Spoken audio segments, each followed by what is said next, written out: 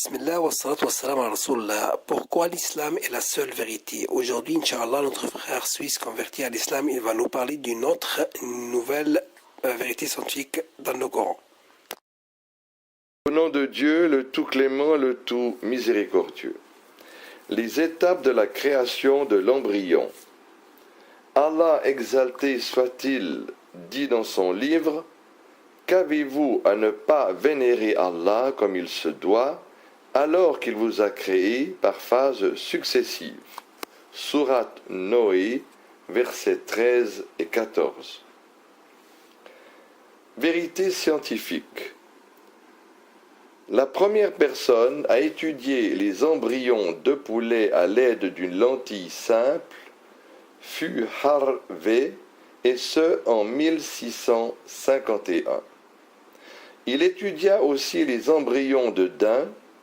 Vu la difficulté de visionner les premières étapes de la grossesse, il soutint que les embryons ne sont que des sécrétions utérines.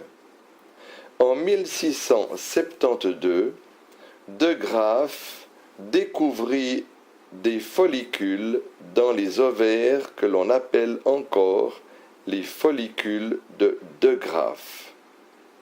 Il constata aussi des cellules dans les utérus des lapines enceintes qui ressemblaient aux follicules susmentionnés. De Graaf en déduit alors que les embryons ne sont aucunement des sécrétions utérines, mais qu'ils viennent plutôt des ovaires. Ces créatures minuscules constatées par De Graaf n'étaient en réalité que des cavités dans les masses des blastocystes. En 1675, Malpighi visionna des embryons dans des œufs de poule qu'il crut exempts du besoin de fécondateurs mâles. Il crut que ces embryons étaient des êtres en miniature qui croissent et qui n'évoluent point suivant des étapes. En utilisant un microscope qui était beaucoup plus performant, Hamn et Leeuwenhoek découvrirent en 1677 pour la première fois dans l'histoire le spermatozoïde humain. Mais ils ne comprirent le rôle réel du spermatozoïde dans la procréation. Ils crurent aussi que le spermatozoïde était constitué d'un être humain en miniature qui croît dans l'utérus sans passer au préalable par d'autres étapes de la création.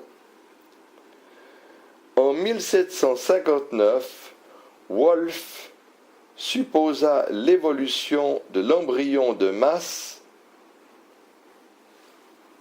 primitives qui n'ont pas encore la formation de l'être complet.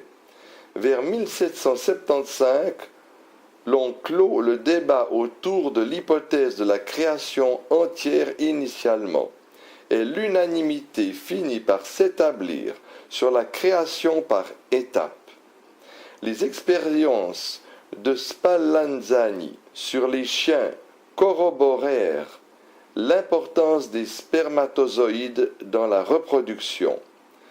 Mais jadis, il était de mise que les spermatozoïdes étaient des créatures intruses, raison pour laquelle on leur donna le nom des animaux du sperme. Et en 1827, après la découverte du spermatozoïde d'à peu près 150 ans, von Baer constata l'ovule dans un ovaire de chien. Puis en 1839, Schleiden et Schwann eurent l'assurance de la formation du corps humain à partir d'unités vivantes fondamentales et de ce qui provient de ces unités.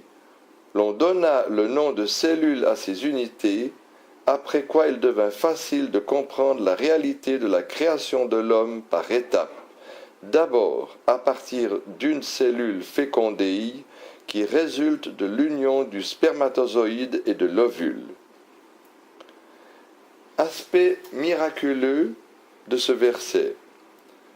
Le texte coranique mentionné plus haut prouve que l'homme n'est pas créé subitement, contrairement à ce qui était de mise jusqu'au siècle surpassé, et ce depuis l'époque d'Aristote avant Jésus-Christ. Ces textes coraniques affirment que plutôt que la reproduction humaine se fait par étapes bien déterminées, et ce pour tout le monde, malgré la différence des races et des générations.